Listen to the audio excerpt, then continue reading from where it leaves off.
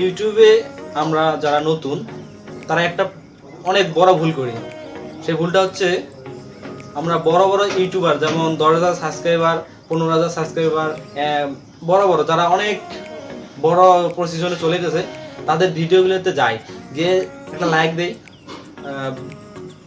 Subscribe দিই, দিয়ে কী করি একটা কমেন্ট করি যে ভাই আমি নতুন ইউটিউবার, আমাকে একটা সাপোর্ট করুন, আমি নতুন ইউটিউবার, আমাকে আমার ভিডিওগুলো প্রমোট করুন, আমি নতুন ইউটিউবার, আমাকে আপনি টিপস দেন, তারপর আমি নতুন ইউটিউবার, আমাকে সাবস্ক্রাইব করুন, ইত্যাদি বিভিন্ন ধরনের কমেন্ট করে থাকি। তো এই কমেন্টগুলো কি হয়, স্প্যামের মধ্যে পড়বে। আসলে স্প্যাম কি, স্প্যাম কিভাবে হয়? স্প্যাম হলে আমাদের চ্যানেলকে মনিটাইজেশন হবে? সবচেয়ে বড় কথা হচ্ছে আমাদের চ্যানেলকে মনিটাইজেশন হবে।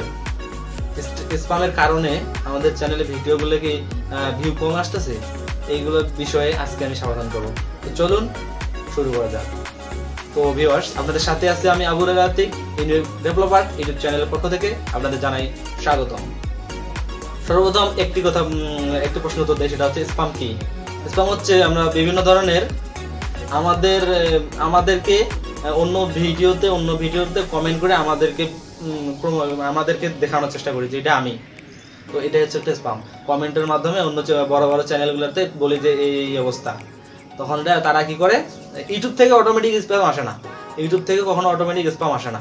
স্প্যামটা করে যাদের চ্যানেলে আপনি ভিউ করলেন, কমেন্ট করলেন, তো সে কি করে আপনার চ্যানেলের এই যে আপনার ভিডিওটাতে এই যে কমেন্টটাতে ক্লিক করে স্প্যাম করে দেয়, তো স্প্যাম রিপোর্টে ফেলা দেয়। তখন আপনার এই যে রিপোর্টটা ইউটিউবের কাছে যায়।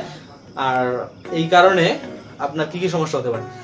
এই সমস্যা হচ্ছে আপনার ভিডিওর রিচ, অর্থাৎ ভিডিওর যে আপনার র্যাঙ্কিং রিচটা আছে এটা কমে যাবে, এটা মানুষ ভিউ কম করবে। এটা এই কারণে যে আপনার যে স্প্যাম করছেন ইউটিউবে আপনাকে সাজেস্ট কম করবে। স্প্যাম কি এবং স্প্যামের কারণে কি হয় এটা জানলেন। তো এরপরে জানতেছেন স্প্যামের কারণে কি মনিটাইজেশন ইনেবল হবে না। আসলে স্প্যামের কারণে মনিটাইজেশন ইনেবল হওয়াটা খুব কঠিন, একদমই কঠিন ব্যাপার। কারণ স্প্যাম যদি করেন আপনি চ্যানেলে, আর এটার যদি রিপোর্ট আসে, তো ইউটিউব যখন আপনার চ্যানেলের দেখবে মনিটাইজেশনের জন্য আপনার চ্যানেল প্রস্তুত করবেন, 1,000 সাবস্ক্রাইবার এবং 4,000 ঘন্টা ওয়াচ টাইম যখন আমাদের ফিল আপ হয়ে যাবে, যখন আমরা অ্যাডসেন্সের জন্য বা আমাদের অ্যাড শো করার জন্য আমরা আবেদন করব, তখন আমাদের আবেদনটি পাওয়ার পর ইউটিউব আমাদের কাছে সময় নেবে যে আপনাকে এতদিন সময় নেওয়া হবে, 2 দিন বা 4 দিন সময় নেওয়ার পর আপনাকে জানানো হবে আপনার চ্যানেলটাই মনিটাইজেশন ইনেবল হবে কিনা। তো তখন ওরা কি করবে, আপনার চ্যানেলে দেখবে আপনার ভিডিওতে কোনো কপি টিপস আছে নাকি, তারপরে দেখবে আপনি কোনো হ্যাকিং বিষয়ে টিপস দিচ্ছেন কিনা, তারপরে আপনি কোনো একই ভিডিও বারবার দিচ্ছেন কিনা, বিভিন্ন ধরনের বিষয়গুলো দেখবে। তো এই বিষয়ে যে ইউটিউব আমাদের মনিটাইজেশন বিষয়ে কি করে না করে, এই বিষয়ে অন্য একটা ভিডিও আমি আলোচনা করব। আজকের বিষয়টা হচ্ছে স্প্যাম। তো আজকে আমি স্প্যাম নিয়ে কথা বলি। তো যখন তারা এই যে আপনার ভিডিওগুলো দেখবে, 2-3 দিন ধরে আপনার ভিডিও চ্যানেলটাকে দেখবে যে আপনার চ্যানেলে কি কি ধরনের ভিডিও আছে, আপনি কি করেন, তো এর মধ্যে যখন আপনার স্প্যাম রিপোর্টটা পাবে, তখন আপনার চ্যানেলে মনিটাইজেশন ইনেবল হওয়ার অনেক টাফ হয়ে যাবে, ইনেবল হবেই না। এটা বললে যে ইনেবল হবে না।